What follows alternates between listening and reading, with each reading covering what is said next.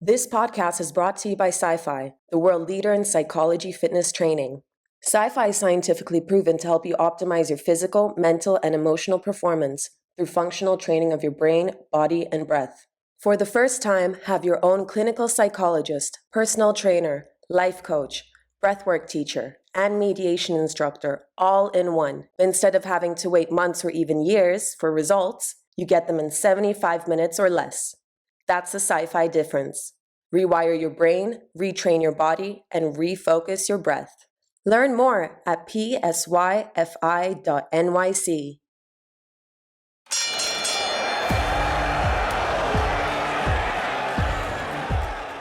It's been said, you, me, or nobody is going to hit as hard as life. In the ring, I control my own destiny.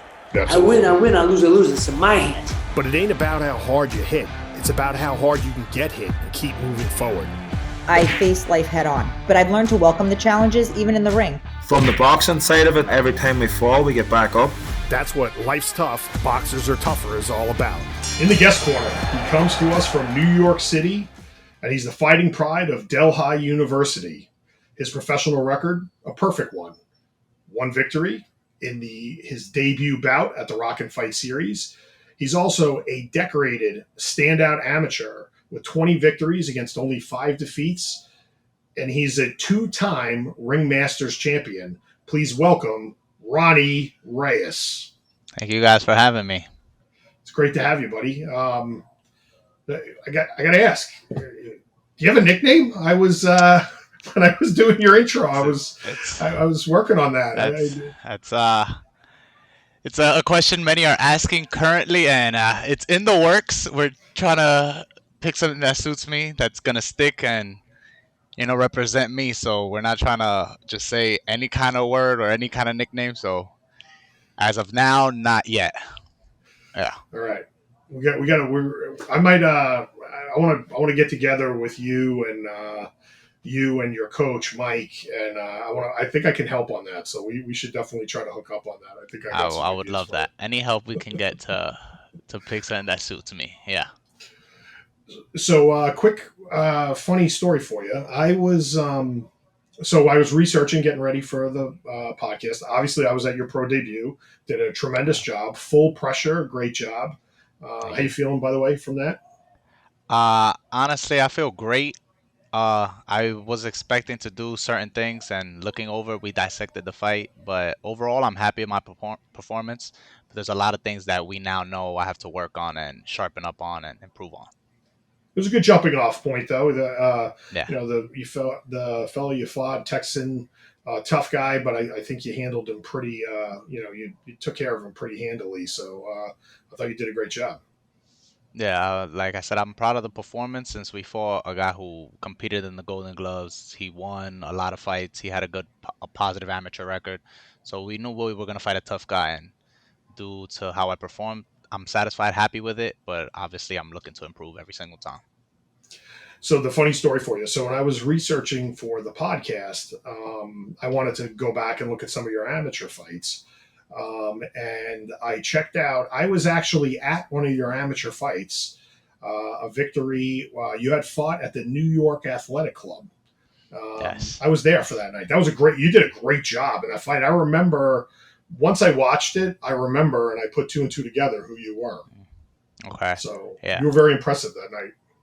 Yeah, honestly, I was surprised on how I performed. Clearly, that fighter is not who I am now, but I performed well that night as well, and I'm learning every single time I step in the ring. I feel like I become better and better, and now that I'm a pro, I had to step it up, and that's what we're looking to do every single fight. Awesome. Where are you training these days? I currently train at John's Gym, which is in the Bronx. Bronx. And you're a city guy, right? You live in New York? Yeah, I live in the Lower East Side of Manhattan. So, yeah, New York, but I box out of the Bronx. Yeah. All right, there you go. That's the best of both worlds. Yeah. So, obviously, you are it's fair to say you are a legitimate tough guy. But, the name of the show is Life's Tough, Boxers Are Tougher. Tell us why you're tougher than life. I'll go a little off topic with a little sideline from boxing. I would Please. say I'm tougher than life, and there's everybody goes through their ups and downs and challenging trials and tribulations, and one of mine was having to become a man at an early age of 7. I got a lot of people don't know this, and I'm hoping, like, I have plans for my career. One of my plans is like later down, like write a book, because I've through a young adult, through kid, through now being an adult, I feel like I've gone through enough to write a book. But I'll give you a cliff note on when I was like 7. I was separated from my single mom and went into foster care. I was in the system with Wow. my sister. At 7 years old, I was 7, she was 6 months. So it must have been terribly hard for her. But I was going through home and home, and I had to man up, take care of my sister, and at an early age of like 15, get a job, provide for her, and that she was like my anchor, the one who kept me pushing forward, and that I hold on to it. I wouldn't regret anything that's happened to me in my life, because it made me stronger. It made me more resilient, more tough, and all my experiences with her, having to man up at 7, 8, 9, not experiencing a normal childhood, having to Wow. take care of my 6-month-old sister, and it just made me a better, stronger man. And then um boxing also came into part, because at 14, 15, I was always, even at that foster care system, going through home to home, fighting all the time. Once I got into boxing, I got into it more to like relieve anger, relieve that pent Sure. up rage. With boxing, I was so relaxed, so tired, that I didn't have time to be angry, time to have that rage inside me. Boxing took it all out, and it made me more disciplined. And now I noticed I was good at it at one point. I just kept running with it, loved it. I loved fighting. I took it, channeled it in a better form of organized fighting, and now I'm here. Wow. So 15, you're taking care of your sister. I mean, Yeah, that had so to be, that's I can't even imagine. Do you mind talking a little bit about that? so Like, what was your routine? Tell us like what you had to deal with and how you did it. at I think during 7, 8, 9, 10, 11, 12. Yeah, 15, I was no longer in the foster care system. Uh, well, I was, but with my grandparents. They were still come visit, but I got my first off the books job. So I started, working, spent my paychecks, buying her clothes or whatever she needed, or she needed some food. Um, my grandparents, didn't get enough money, so they'll pay whatever they had to pay. I'll make sure she had clothes, new books for school, stuff like that. And then I made sure she didn't have to not experience that childhood I didn't really get at that young age.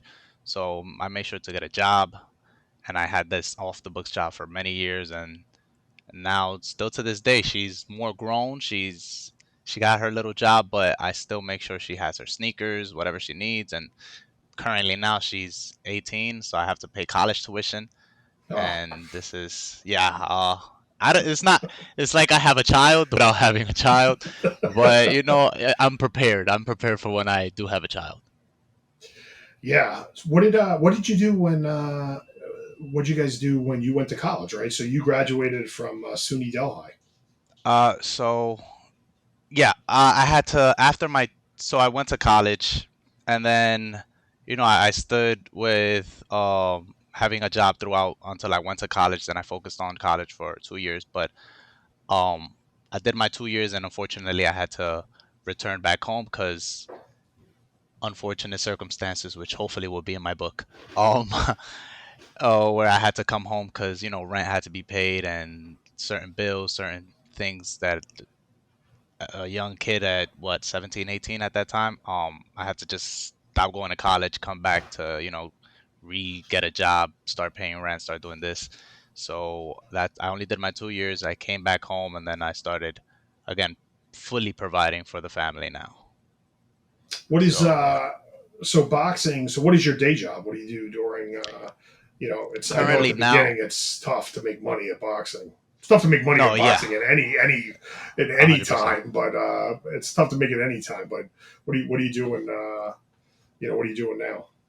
uh Now I'm a personal trainer. So Oh, at great. first I started with a personal training through locally, and then I got into Equinox, and then I noticed how much of a big business personal training could be. So Equinox taught me that, how to be more organized, how to actually find clients, get clients, how to interview clients. And after learning their process, I try to find my own people, and then I got my own type of float with people outside. That way I wouldn't have to get the 20% and they get 80. I'll get a full 100% of what I'm charging my clients. So that's currently what I'm doing now, plus obviously boxing. Wow. Yeah, that's a lot. How do you get your clients? Like, what do you do to network?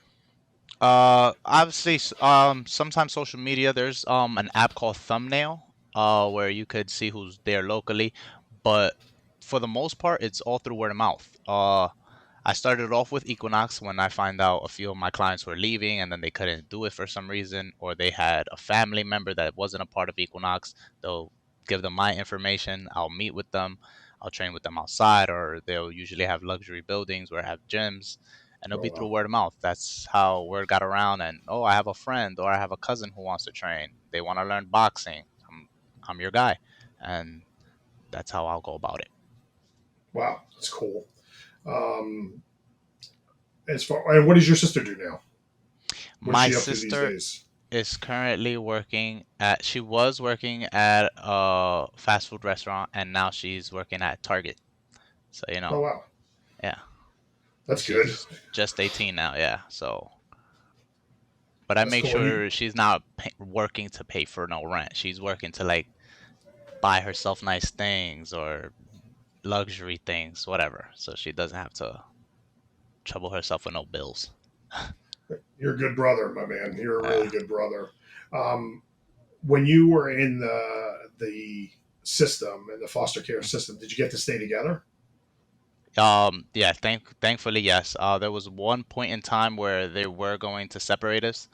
But like my grandparents kept fighting in court to at least keep us together, because for the first 2 years in the system, we weren't able to see our family members or have any type of Wow. visitation. And then after like the third, fourth year, we'll have like supervised visitation at a certain location. But thank God for the most part, they kept us always together in the same home. Did you? And again, for if you're not comfortable talking about this, we don't have to talk about it. But like, how does that happen? Like, what's that process? And then how do you work through that? Because it's got to be horrendous to deal with. It is. And I'm comfortable talking about it now because it's happened since I was 7. I'm 25 now. I've spoken to to a few people, and at first it's hard, of course, but now it's just a part of my story, a part of who I am. I gotta, be able to at least speak on it. And it is hard. At first, you just feel like, why is everything happening to you? You think everything's against you. I guess that's where the rage and the anger came from, because I just thought everything was against me for some reason. But things happen, I guess that's life. And luckily, the reason why they wanted to separate us, I guess, is because I was being a troubled kid, fighting either in school or in the other homes with other kids that were there for whatever reason it might have been. And I guess that's the point. Plus my sister was 6 months when she first got taken in, so she was very pretty, colored eyes, lot of hair. So they wanted to like adopt her. I was already 7, 8. Nobody wants to adopt already a kid who's kind of big. They want to adopt young so they can mold you to whatever you want to be. So that was also like an issue. But, you know, just having her by my side made me cope. Like knowing that I had her, it made me like go through that a little better. Because if I were by myself, who knows what would have happened. Yeah. Wow, man. That's extremely compelling. You hit on it a little bit, but talk a little bit more to us about how much boxing meant to you and how it really helped transform your basically your trajectory of where you were headed. So yeah, honestly, I don't know. Without boxing, I'm not sure where I would have been, because I'll fight for really dumb things. It would be like, I'm not proud of it, but it's part of my past. Or like it'll be in school, like some guy would step on my shoe. It'll be an argument about that, and then it'll turn into a fight. and that's just like it'll happen in school or even outside the school for whatever reason it could have been, and it would have been down a worse path due to the fact that I was young. So everyone's more lenient when you're younger, but I think it would have continued going on that route as an older adult. They would have nobody looks at you with like, oh, he's just a kid. They treat you more rough. They teach you like an adult. So boxing calmed me down. It just like when you go to a gym, you're punching a bag for so long. You're punching this, you're punching an uppercut bag, you're hitting mitts. By the time you get out, you're tired. You don't have energy to fight nobody, be angry about anything. You just want to go home, shower, go to sleep. So honestly, after a good amount of time of doing that, I love doing that. So I'm just like, I fell in love with it. I wasn't angry. Like someone will step on my shoe, and I'll just be like, I'm too tired. It happens. I'll get shoved. I'm like, I want to just go home. Like, and that was now like it'll happen, and I'll just be like, oh, sorry. I'll be the one apologizing. Like it's just now I'm not angry at all. Like Yeah, you the grew boxing up. took it all You out grew of up. my. Yeah. Yeah. You grow up, and it just makes you more disciplined, more aware of fighting shouldn't be done outside. I don't know. Boxing just makes you grow quicker a little bit. I feel like mentally. Well, it What was should. your where was your first gym? My first gym was in Mendez boxing Yeah, I gym. know. I know it. I know it very well. Yeah. Yeah. I did that like at 16 or something like that. No, or but I did it for like 6 months. I wasn't working at the time. I mean, I wasn't paying bills, so I could do the 200 a month. That's what they were charging for like gym Wow. plus a trainer. It was 200 a month. So I was able to That's a do it because lot. I was yeah, That's a lot for anybody, let alone a 16-year-old kid. That's got to be yeah, had to and be the reason I was tough. able to do it is just because I had no bills at the time, only my phone bill. I always paid my phone bill. But after some other bills started to come into play, I was like, I have to find a new gym. Like, Yeah. but This is I steep. loved it, the ambiance of it. It was a really nice, big, clean gym. But I was just had to find a new one, and then I ended up going to Morris Park Boxing on Know it well in the Bronx. yes in the Bronx. I stood there for a couple years where I met my trainer Victor. Um, and now I'm at John's gym with Victor as well. And Victor and Mike are both my trainers. Mike is also my manager. So Mike has two roles. He's a character, Mike. Yes, Definitely he is. quite a character. Great guy though. I really genuinely got to know him over the last couple of months, and absolutely a stand up guy. So Yes. you got good people in your corner. I like that. Yeah. Yeah. Since Victor was my first real trainer, and I stuck with him since day one, and would never leave my day one trainer. And Mike, I met him in my first amateur fight ever. It was at his gym, and that's how I first met him. And then he's always been a part of my amateur career throughout the whole shebang. And now, he's also my manager. That's his main role, but he's also my second trainer. He helps me out with pads, gives me technical advice, and on the day to day is Victor. But both of them, yeah, I feel like I got a good solid team behind me. What kind of influence were they when you? So Victor, we always talk about the bond between a trainer Hmm. and a fighter. Talk about your relationship with him and what kind of influence he was on your life. Uh, I've been with Victor for like maybe 8 years now. Uh, it's bigger than boxing. It goes deeper than boxing with him because he helped me in with unboxing related things, or sometimes when times are hard, he'll be like, "Hey, look, I'm gonna pay for your gym membership this month. I just want you in the gym. You got talent. I need you to work on that. Don't even worry about it." Or like he'll come be like, "Yo, I'm doing a barbecue at my house. I need you to come over. Just have some fun." Like he'll make boxing fun. Like he'll like whatever troubles I might have been going through or family stuff or anything like that, he'll relieve me of that, or like, hey, I'm having a pool party, come, let's relax, have fun. So it went deeper than boxing. Like we really created a bond that went deeper than boxing, and he gave me peace when I needed it at certain times. Wow. Yeah, you see a lot, you hear a lot of the negative stuff about the sport, but these are the things I always like to highlight on the show is that there's just so much good that comes out of it, and you get to go so far because of it. So, Yes. um, talk to us about Delhi. So you obviously That was fun. graduated high school and you got to go to college. So Yeah. you obviously did something right along the way, right? From an academic standpoint. Well, yeah, that's one thing I've always wanted to do. I always wanted to go away to college. I wanted to experience the dorm life. I wanted to, like, if I had a college experience, I wanted to be the whole college experience, and it was fun. You have your fun, but I made sure to do my academics and get my projects done or my tests done at a certain timely manner. And it's still college, so everybody would know, like, you still do have your fun, and I did have my good share of fun. I enjoyed college, and I recommend college to everyone. There's a good experience in it, and you actually get to learn, and it's the easier route to go to. Like, boxing is a tough, hard sport. It's not for the weak. No, College is definitely an easier route to go to. It's difficult, but boxing is not for the weak, for sure.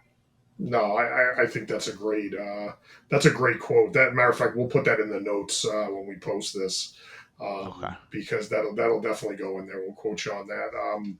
What now? Did you train for boxing while you were in college? Is there a gym up there you use? Like, That's actually one of the reasons I picked Delhi. Like, there's this website when you're selecting colleges, like what you would like your college to have, whether it be nursing, whatever. My main thing was it needs to be have a boxing gym or some type of gym. That was one of the few schools that had an actual boxing gym within its within its school grounds, and it wasn't a huge gym. It just had the bags of all sorts, no ring, but it had that. So I'm like, at least I can hit the bag, stay in somewhat of decent shape. So when I'm back in the city, I could get in real shape and hopefully fight. My dream was always I want to win the Golden Gloves. I want to enter the Golden Gloves. So I was in college, and Victor was like, hey, with this 1 month you coming, you go back to college. No, I can't put you in a tournament with you work training up there. I need to see you for a consistent amount of time. He's like, just focus on college. Whenever you're done, then you come. Then we'll work for at least 6 months to a year. Then I'll put you in the tournament. And when sooner or later that happened, then I did well. yeah. So you did well as kind of you're kind of understating it on your amateur career. So you are not a one-time champ. You are a two-time ringmasters champ. And my understanding was you probably would have been a three-time champ if COVID Yeah, didn't hit.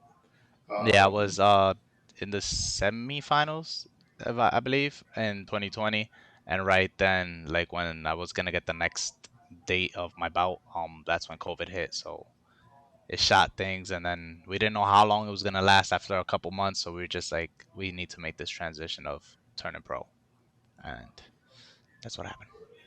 yeah, you wound up signing with Star Boxing. How's that going? Honestly, it's going good. Things got rolling once we got signed. Like, we were trying to turn pro for a year. I'm glad it got delayed because I feel like I learned a lot more, got a lot sharper. But once we were trying for a whole year to turn pro, it wasn't happening. But as soon as we signed with Star Boxing, it ball got rolling. I got a debut date, then they was like, "Hey, you're really gonna fight this date." I fought. Now they're already looking for a second bout date. So I I'm very happy with signing with Star Boxing. Yeah, listen. Again, I was there, so you did a good job. You bring a good crowd.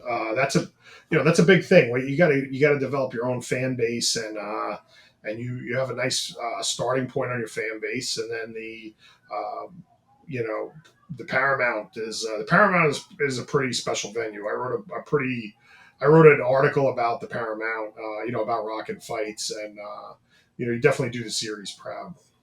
Yeah, I'm surprised so many people came. It was so far, the Paramount, but people wanted to see me fight, so they did that drive, and I'm happy the turnout of people that drove all that way.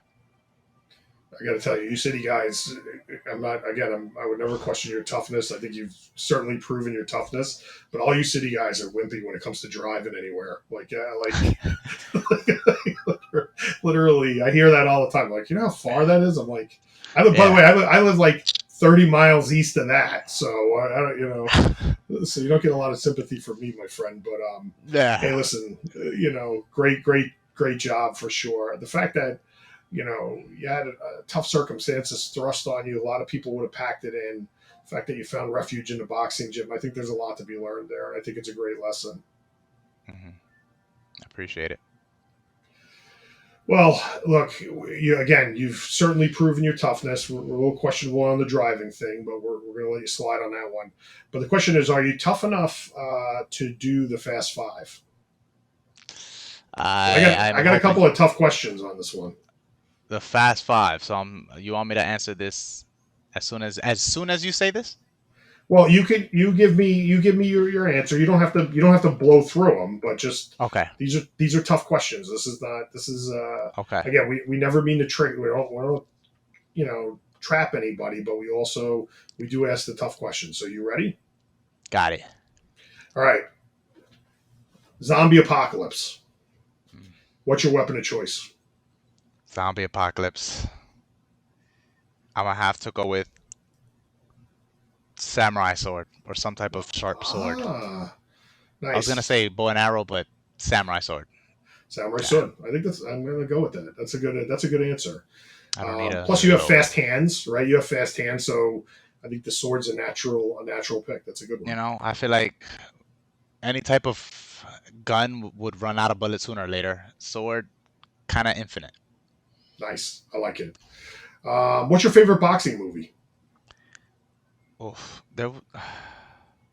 There was one that I can't recall the name to, but the Rocky movies. It's easy to remember and it's real motivational. Plus, there's a whole series. Yeah, absolutely, absolutely. The one you can't remember. Do you remember the premise of it? The premise. It was a guy. He had a wife. Someone. I'm not sure if his wife died or his daughter died, and he had to like Southpaw. do a southpaw. That's the one. Jake Gyllenhaal, right? That's the one. Yes, that was. It's the prior to the boxing that did it for me. Like he had to go through so much, and he went and performed. He fought. I was like, wow, that movie. It was. It That had. was It didn't have to do with so many fights, but the premise of it. That's what did it for me. Well, it was a typical boxing. It was a boxing true story. The guy's like on top of the world, and then the next thing you know, he's broke. So Yeah. it was definitely tough. That's a good flick. I think actually you're our first person who picked that. I'm surprised because I thought some of the younger guys that we've had on would pick it, and of course Rocky. You never go wrong picking The Rocky. Crease. Yeah. But And that the would Creed be movies. Yeah, Southpaw would be the one for me. nice. That's a good again. That's a good choice. So far, so good. All right. Speaking of movies, if you could be in any movie, what movie would you want to be in? In a movie? Yeah. Oh man. I would say any movie with Will Ferrell in it. It's just I love comedy, I love humor, I love to smile, I love to just laugh. And Will Ferrell, I just any movie he's in, whether I just can't pick one, like Step Brothers, Anchorman, I just all of his movies, they're too funny to me. Yeah. I love it. I love it. All right, you'd be good. You Uh, could be like his, uh, his sidekick or his comedy. yeah, I but like that. I can think you could do that. yeah. Hey, a lot of boxers have the chops, man. I've seen a lot of boxers transition into the movie business. So I got things on my bucket list and I want to do some type of TV thing, whether it be a show, a movie, something, even as an extra. That's in my bucket list of things I want to do. we'll hook you up with. We had Johnny Dubs on, and he was absolutely. He's a great guy, great fighter, and he was in. He's got like 20 something film credits now, so we'll hook you guys up, and he can work Oh, it out. You'd be in one of his flicks. Um, even cool. as an extra, I would enjoy that. Tell me a funny story about Metro Boxing because offline I've had conversations with people about USA Boxing and Metro Boxing. Tell me something funny that's not going to get us both in trouble. Hmm. Something funny. In Metro boxing. Oof, this one's I'm a dying to hear tough it. You one. got to tell us. You tell us. You got it. We're dying to hear it. Dying to hear. No, it's not. I don't I don't think I've had a funny moment with Metro boxing.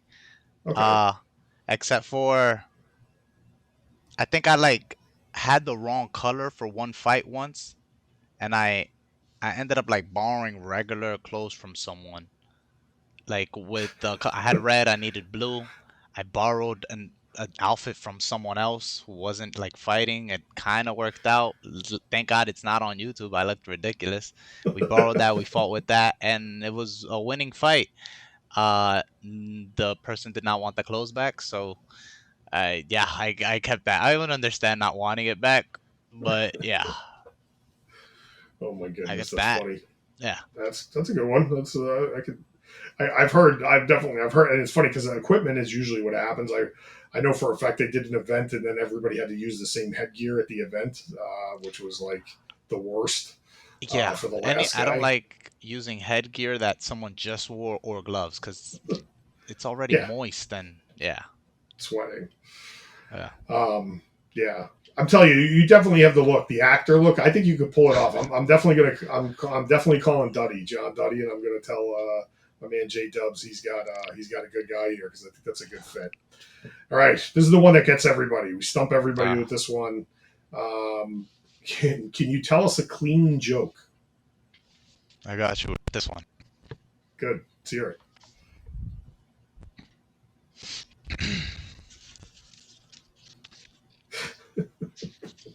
Say a number from 1 to like 100. 23. 23. It is. All right, a clean joke. Here we go. um. No, I don't like this one. Uh, okay. I'm thinking of getting a new haircut, but I Okay. need to mull it over. No, you didn't like that one. There's That was more. perfect. That That was was good. perfect. That was good. Pick 23. That All right, wasn't a great page. That was. all right, give us a Was it bonus one. Give us a bonus one a because I felt like bonus you had another one? one you had one in the shoot. I feel like. Go ahead. Oh no, I don't. This is a book full of great jokes. Of course. What did the sushi say to the bumblebee? Tell us. Wasabi.